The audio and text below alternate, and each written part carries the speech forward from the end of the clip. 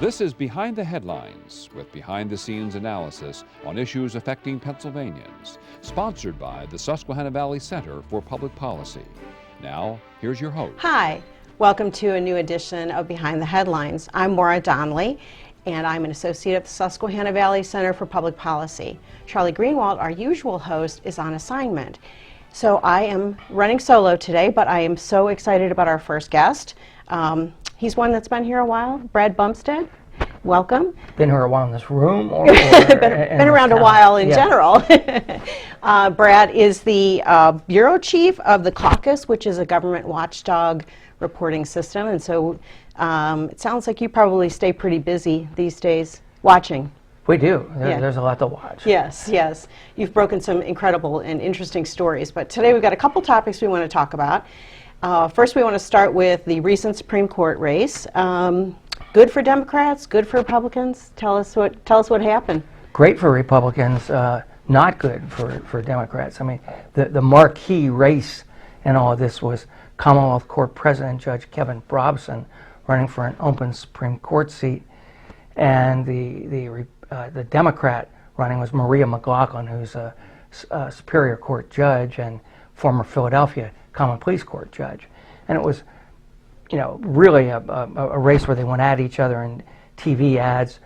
Brobson and his supporters more than McLaughlin, who had a lot of touchy-feely ads about, she's one of the people. McLaughlin made a big issue out of the Brobson ads towards the end. Yeah, that they were sometimes can be unethical. A good issue, Yeah. And the only thing that's not good, I don't think, for voters and all of that is that the bar, due to a complaint, obviously from the McLaughlin group or supporters, had the bar involved that required a change in the ad of McLaughlin's, of Brobson's that was out there. The problem with that is it was secret. I mean, they didn't, they weren't able to disclose and say, well, here's what was said before and here's what was said now, because there was an agreement between the parties. Oh, that's interesting. Yeah, what kind of deal is that in an election? There should be a little bit more transparent. A little bit. Yeah, a little bit. Wow.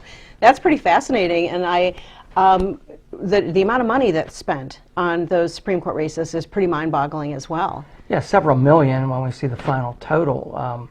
And it's part of what critics say is what's wrong with the elective system that we have is judges for these appellate court seats, particularly Supreme Court, have to raise, tons of money, and a lot of that gets raised from lawyers who practice before them or may practice before them in court, which is a bit of a conflict of interest. So it certainly sounds like so they have to recuse themselves each time or what. And on the other hand, people who favor elections say, well, what's merit's election but a political appointment? I mean, you can have a panel that picks the right person, but it comes down to the governor making the choice for who's going to serve, or as in a few states, the legislature appointing the judges. Whoa, how about that here? I'm not sure that would work well. No. I mean, I'm sure they would think it would work well, but I'm sure they would. So how far along are we with merit selection as opposed to our current millions of dollars being spent? Merit selection is stalled, and that even from Pennsylvanians from modern courts, who have been one of the primary supporters of that. Right. It's not going anywhere at the moment. It's not dead. Nothing ever really is here. But what's more alive right now, beyond life support, is having regional election of appellate court judges. How would that work? Well, it would take time to change the Constitution, which takes approval in 2 successive legislative sessions and voter approval. And so far, they've gone through the legislature 1 round on that. And it's a bill by Russ Diamond that would do it, and it would carve the state up into 7 judicial districts. And obviously, when you try to do that on a map, it means, Pittsburgh and Philadelphia are going to be, one of the, 1 and 2 regions, maybe Allentown. But after that, most of those are going to be Republican districts. Oh. So it's something that clearly could be in the Republicans' favor as they look to try to take back the Supreme Court after the huge victories by Democrats in 2015. Yeah. Wow.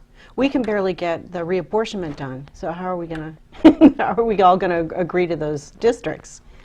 Well, the difference is that, you know, with a constitutional amendment, it doesn't go through the governor, so the Governor Wolf won't be able to veto it. Okay. And the Republicans in the legislature will be drawing the maps for that.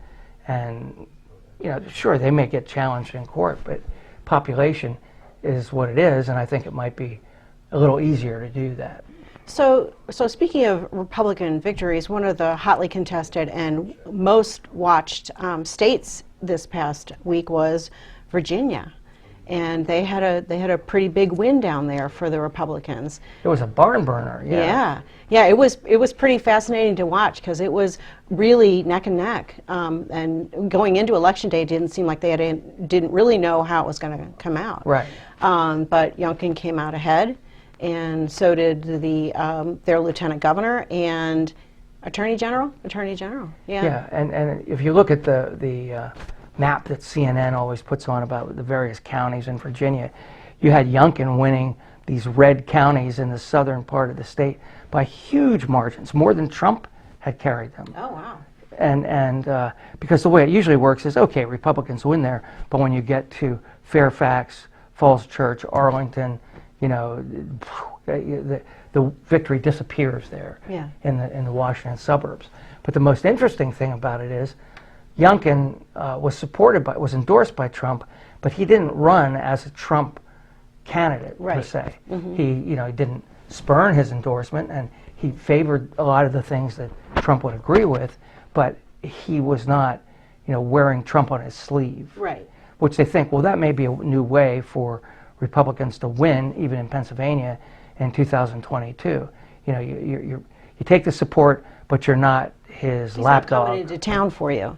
Oh, right. Yeah. I mean, there's a big difference. I mean, McAuliffe had Kamala, Biden,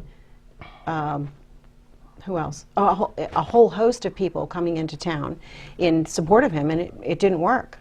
Right, and whether Trump wouldn't come in or it was mutual agreement by don't the come campaign. In. Yeah, I mean, look, and if you're Trump and you say, look, you can win this race if you don't come here to visit. Hey, I think he'd be for that. I think he might not like it. Right. He might complain a little bit. Yeah. Just a little bit.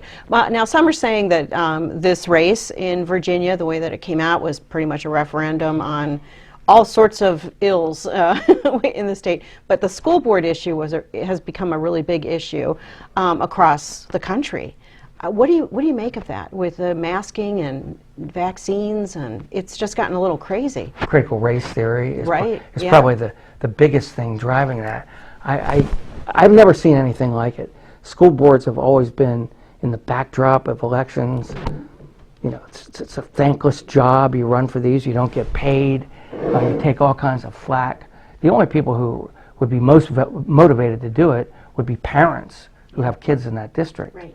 But now I've never seen it where it's so explosive. I mean, maybe a little bit with the Tea Party a few years ago, but the people are going after these school board members, and conservative Trumpy candidates are taking over some school boards. Yeah, it's going to be an interesting next year or so to see how that all plays out. Right. So, I mean, we can't really let you go without talking about COVID to some extent, which we just covered a little bit. But tell us about Governor Wolf's recent vaccine issue. He's got an incentive. Tell us a little bit about that to try to get people. What an incentive! It is an incentive. It makes me want to be a state employee again.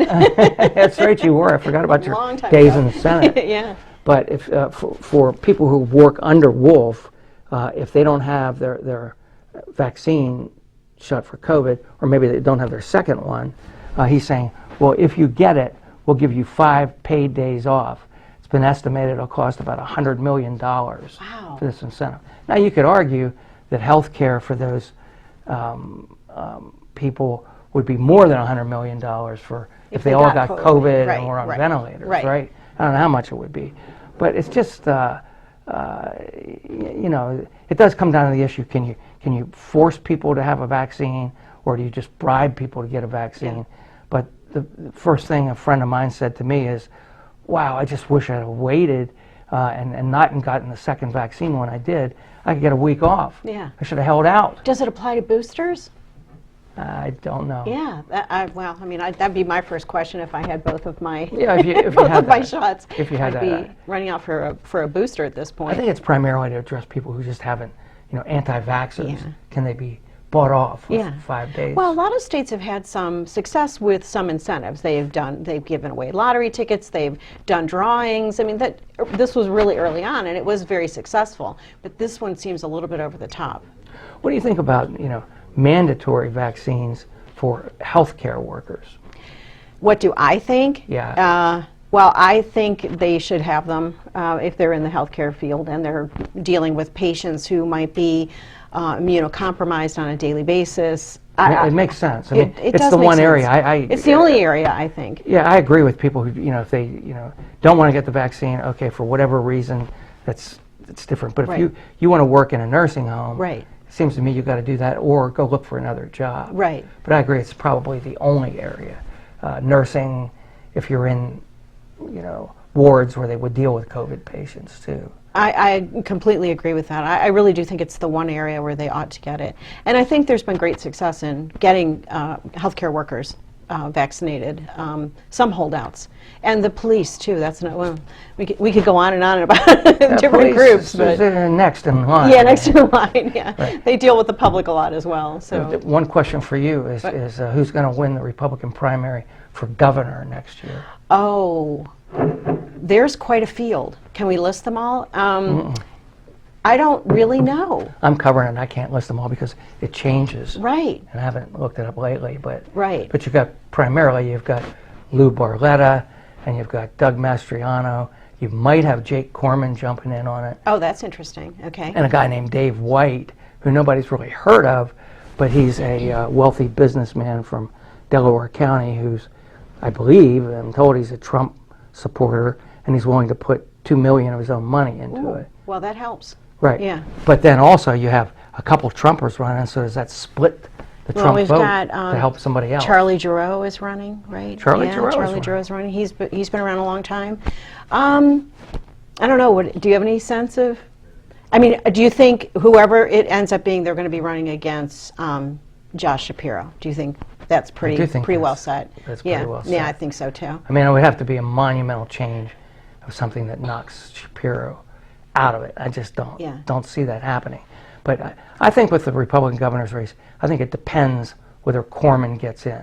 Not that Corman is, as he, I'm told, had referred to himself meeting with the congressional delegation. I'm somebody who can clear the field. Mm-hmm. I'm not sure he can do that. Yeah, but that's a big field to clear. It is, but Yeah. he is somebody who's it would be a heavyweight in the race. Yeah. Well, so in our last couple minutes here, let's find out what else you're working on. What else you got going that you can tell us? I know you always have secrets, but Yeah, well, our bureau is working on more stories about legal fees paid by the legislature that are secretive in a way because whatever documents you first look at doesn't tell you what they're doing or what the lawsuit is about. Mm-hmm. And there are a couple more things along that line that we're doing. And we have a couple more possible stories on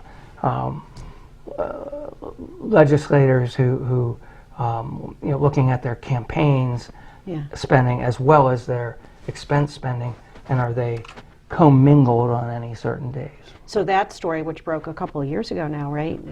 The expenses and campaigns, ongoing. Then you're still digging. We're still digging. I'm not saying absolutely that's going to be a story, but it's a legal story. There'll be more legal fees, and it's an astronomical amount of money that they pay lawyers, while they already have lawyers on staff, and for each caucus. So what are they paying lawyers for?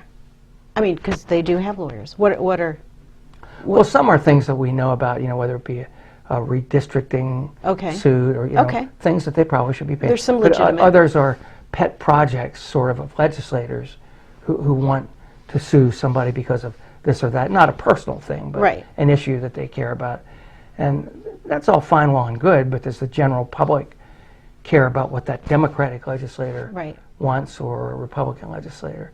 So And Angela they're Columbus. they're often named as parties to in different lawsuits They too, are. so they do have to defend themselves. Yeah. Angela Columbus of Spotlight and Sam Janish, one of our reporters, have combined on that, and it's sort of been an addendum to all the legislative expense stuff that we've done Oh, great. till now. Wow. Well, it sounds like you're really busy. We are. And I really hope we can have you back because I just love having conversations with you about politics and politicos and all that sort of thing. So you have so much, you have a wealth of knowledge up We in don't that have head to of come yours. back here to talk about it. Yeah, Have a good. cup of coffee if you Okay. want. Oh, good. That would be good too. That'd be great. Well, thank you so much for being here. We hope to see you again soon. Okay. And join us for another segment of Behind the Headlines next. Behind the Headlines is brought to you as a public service by the Pennsylvania State Association of Township Supervisors, the largest, most influential municipal association in the Commonwealth. Since 1921, PSATS has been preserving and strengthening township government and securing greater visibility and involvement for townships in the state and federal political arenas. Covering 95% of Pennsylvania's land mass, townships represent 5.5 million residents, more than any other type of political subdivision in Pennsylvania. Additional underwriting provided by the Worrell Corporation Foundation, based in Carlisle, Pennsylvania, by the Edward H. and Jeannie Arnold Foundation, and by the Pennsylvania Manufacturers Association. Business in Pennsylvania is our business. Behind the Headlines is also supported as a public service by the Pennsylvania Highway Information Association, the go-to source to learn about transportation projects and issues. Visit pahighwayinfo.org. Hi, welcome back to a new segment of Behind the Headlines.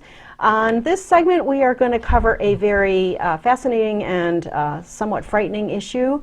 And we have the perfect guest for us, a new guest, Mr. Jordan Grant, who is the Director of Government Relations for the Pennsylvania Association of Community Bankers. Welcome, Jordan. Thanks for having me. It's very nice to have you. You are a first-time guest, so why don't you tell us a little bit about yourself and your background? So as you mentioned, I am the Government Relations Director for PACB. Prior to coming on board with the association, I served as Legislative Director for Representative Seth Grove, who now chairs the State Government Committee for 7 years. I like to say that I was exiled from California, so we had a freeze today in Harrisburg, so that was something new to experience. Oh, wow, so you have a whole winter to deal with and everything? So that was, you can imagine, quite the transition for You're me, right. but yeah. But it's been a great, 12 months serving as Government Relations Director for the association. Great. That's wonderful. So tell us a little bit about the Association of Community Bankers, because there are several different banking associations in Pennsylvania. What makes you different, and tell us about your organization and what your membership is made of. Yeah, so our members are generally, they vary in asset size. We have about 68 members across the state, from Erie to Philadelphia, Pittsburgh, South Central Pennsylvania. You're looking at banks that could be as small as 25 million in asset size to well over 3 billion, but generally about $1 billion or less. Viewers will recognize them from seeing them sponsor youth athletics or community events. Right. More recently, from the Paycheck Protection Program, our members did about $3 billion in loans for Main Street recovery, and that saved about 150,000 jobs. Wow, that's fascinating. That's also very good for every community.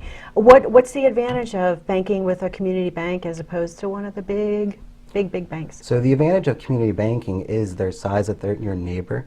They know you, they're more quick to respond. They try to be as flexible as the laws and regulations allow. So, using Paycheck Protection as a perfect example, you saw a lot of customers go from their bank, which was a larger bank or a credit union, to a community bank, because community banks were quicker to respond to a Paycheck Protection loan and get the money out the door to keep a small business open. So community banks are in your community. As you said, they're supporting local baseball teams, and they're everywhere. Absolutely. No, that's wonderful. So can't talk about banking or banking issues without wondering what the Biden administration is up to with this $600 requirement from the IRS. I don't even know what it is. It's frightening, though. So tell us a little bit about what this requirement is, what it means. Yeah, so let's take a step back. The administration proposed it back in May as part of their Green Book, or known as their budget proposal. What it's supposed to do is raise about $450 billion for the income tax gap from millionaires and billionaires. How they're supposed to do it is to beef up the IRS and require banks to report on inflows and outflows, so everything coming in and out of your bank account, if you have $600 in your account or if you do $600 worth of transactions in a given year.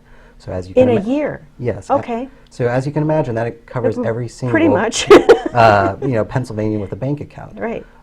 Because of that, it's been widely unpopular. The Joint Committee on Taxation actually found that it's not a billionaire or millionaire tax hike. It's actually on middle-class Americans. Their score released to Congress showed that 65 to 78% of all the money raised would come on individuals with an income of $100,000 or less. Yeah. So I like to say, what does this mean for me or to me? And I'm not made of a lot of money. I'm far from being a millionaire, but I think I would fall under that category. Almost every Pennsylvanian would have, but because 63% of Americans opposed the proposal at $600, Congress tried to thread the needle at $10,000, saying that wouldn't affect as many individuals. But again, it's the annual transactions in a given year. So the Bureau of Labor Statistics said 61,000 is the average amount of transactions that an individual has in a given year. So it's still going to impact almost every single Pennsylvanian with a bank account. And it has had disastrous effects already for consumers in Pennsylvania. You're seeing them start pulling money out of their bank accounts.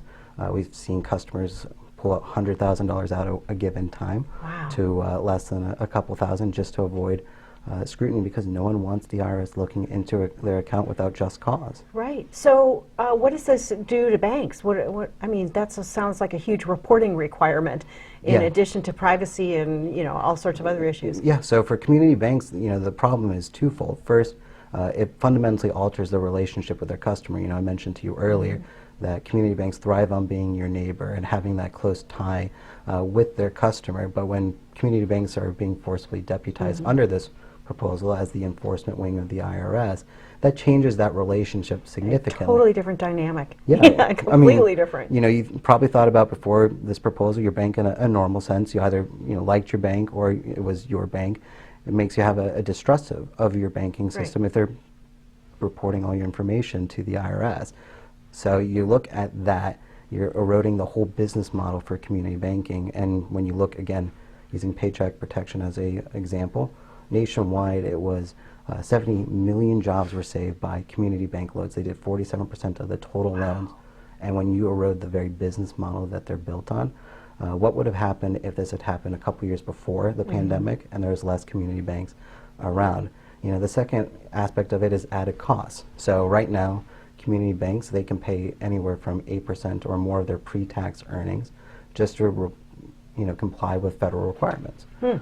From reporting suspicious activity to just cash transaction reports to the U.S. Treasury Department. This will significantly increase those costs. We're talking about anywhere from just one bank, an average size bank in our association, if you only had to report on accounts with $10,000 in that account. Not every American has that. You still had 15,000 new accounts that you'd have to do reports for everything coming in and everything coming out. And that is a significant increase in cost because they have to change their software. They have to add more privacy notifications to make sure all the information is safeguarded going Secured, up. And that's not even something that the federal government can guarantee. It's a well-known fact that the IRS uses an IT system that's 50 years old. And when you think about it, last year the Department of Defense was victim to a cyber attack. Yes. And we're using with the IRS a system that's 50 years old. It's significantly less secure. In 2014, the federal government had Social Security numbers leaked from the Office of Management and Budget. You're talking about the fact that the IRS had an employee voluntarily leak tax information earlier this year. There's a reason why customers do not trust their information going to the IRS. So, Jordan, what are we going to do about this? What can we do about this?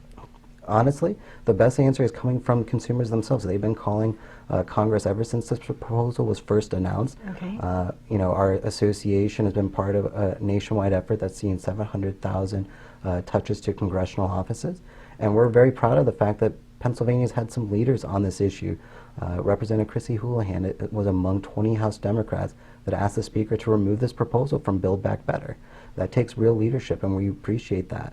You had Senator Manchin tell the President that this proposal is screwed up. His words, not mine, but we very much agree with that. Yeah. So, we're encouraged by the progress, but it's something we're not taking for granted. Are individual states doing anything? Yes, so in Pennsylvania, the state House and the state Senate already voted a resolution out urging Congress to not adopt these reporting requirements. They are looking to, in the coming weeks, move this on the floor for a formal vote, which will then be sent to every congressional office along with the leaders in the House and Senate.